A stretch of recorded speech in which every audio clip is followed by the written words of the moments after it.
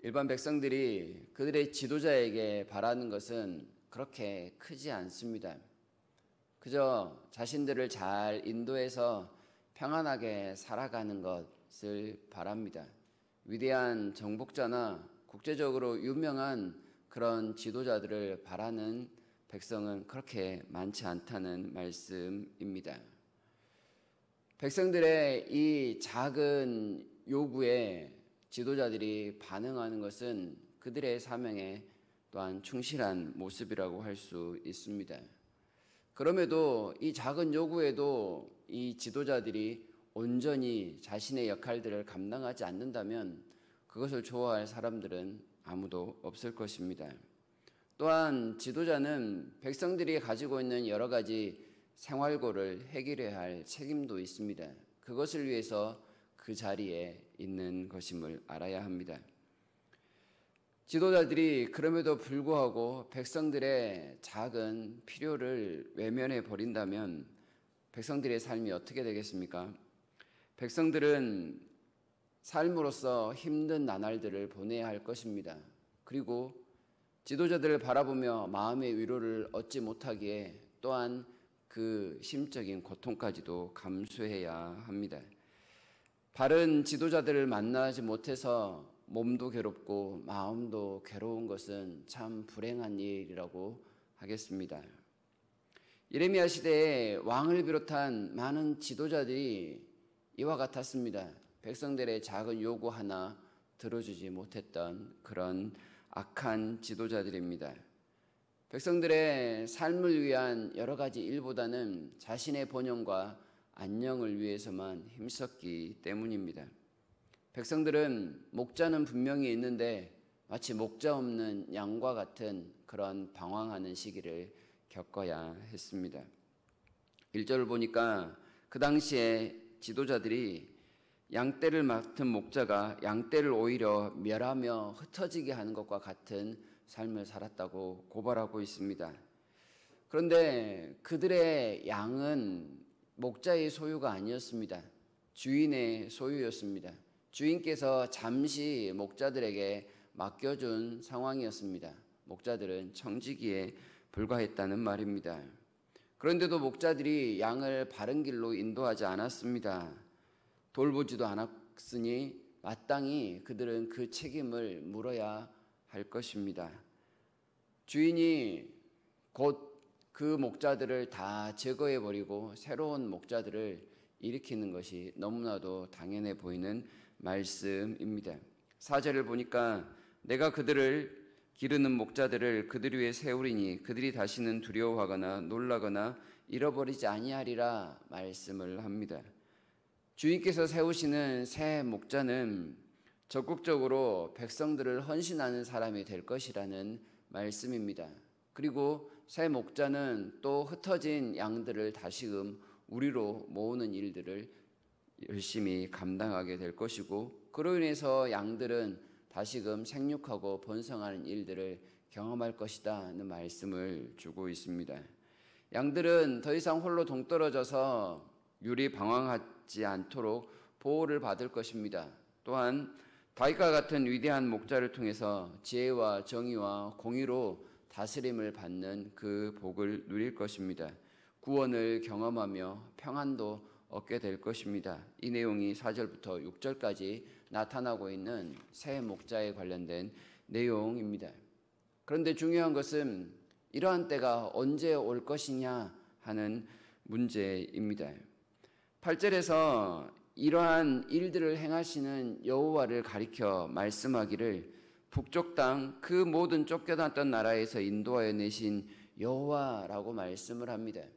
새 목자를 통하여서 이스라엘을 다시금 부흥시킬 여호와 하나님을 바벨론 땅에서 돌아오게 하신 여호와라고 부름으로써 새 목자가 오게 될 일은 반드시 바벨론 포로를 경험해야 함을 간접적으로 말씀하고 있습니다.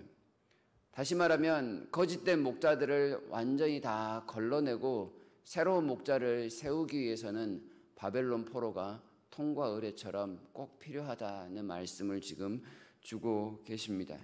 그렇기에 바벨론 포로를 부정하는 목자들은 그들 스스로가 거짓 목자 혹은 악한 목자라고 스스로를 드러내고 있는 것과 같습니다.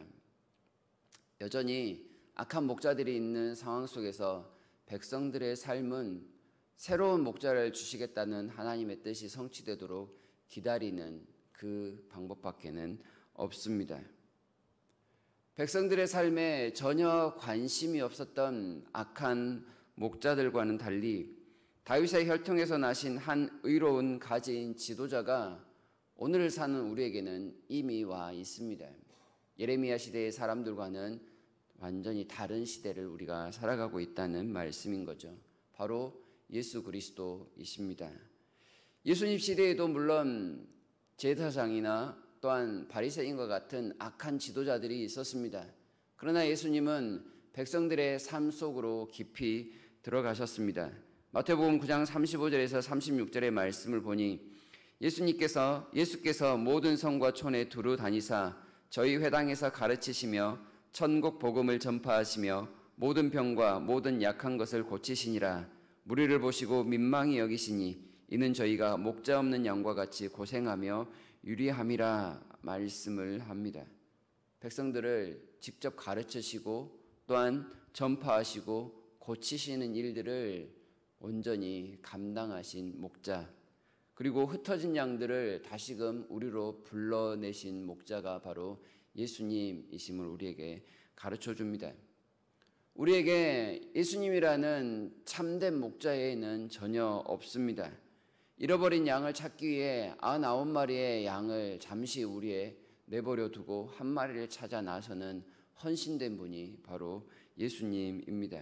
자신의 생명을 내어주시기까지 우리를 향하여 열심을 다하여 수고하시는 유일한 분, 또한 끝까지 사랑하시는 목자가 예수님밖에는 없다는 말씀입니다. 우리는 이 참 목자이신 예수님을 따라가면 걱정이 없을 것입니다. 어제 목사님을 통해 들은 말씀처럼 온유함을 가지고 온전히 주인 되신 예수님만을 따라간다면 과연 우리에게 어떠한 어려움이나 근심, 걱정도 있을 수 없습니다. 온전히 하나님께서 행하신 일들을 믿음으로 수용하며 살아가면 말입니다. 그런데 우리가 목자가 있다라고 해서 이것으로 끝난 문제가 아닙니다. 한 걸음 더 나아가 우리는 세상을 향해서 우리의 사명을 생각해야 합니다. 고린도 베드로 후서에서 우리는 다 왕 같은 제사장이라고 말씀을 합니다. 세상에서 성도들은 다 지도자, 곧 목자의 자리에 있는 사람과 같다는 말씀입니다. 우리에게 목자가 계신 것처럼 세상을 향해서 성도 한 사람 한 사람이 목자와 같은 모습을 보여야 할 책임이 우리에게 있다는 뜻입니다. 세상이 교회를 향해서 욕하는 이유는 교회가 지도자답게 행실을 감당하지 못했기 때문이라는 그 반증을 기억해야 합니다. 우리에게 참된 목자를 보내주신 것처럼 또한 세상이 참된 목자가 없어 목말라 하는 것을 우리 스스로가 해결해 주기 위하여 최선을 다해야 합니다. 온전한 지도자의 모습을 세상에 보여줄 수 있는 건 성도에게 안성맞춤인 모습인 것이지요.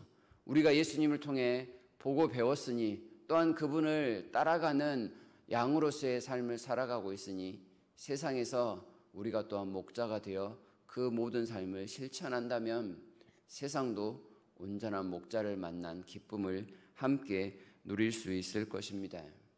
목자를 따라가는 양으로서 또한 목자가 되는 그 삶을 살아가면서 오늘 하루 세상 가운데 영향력 있는 그러한 성도가 되시기를 진심으로 바랍니다.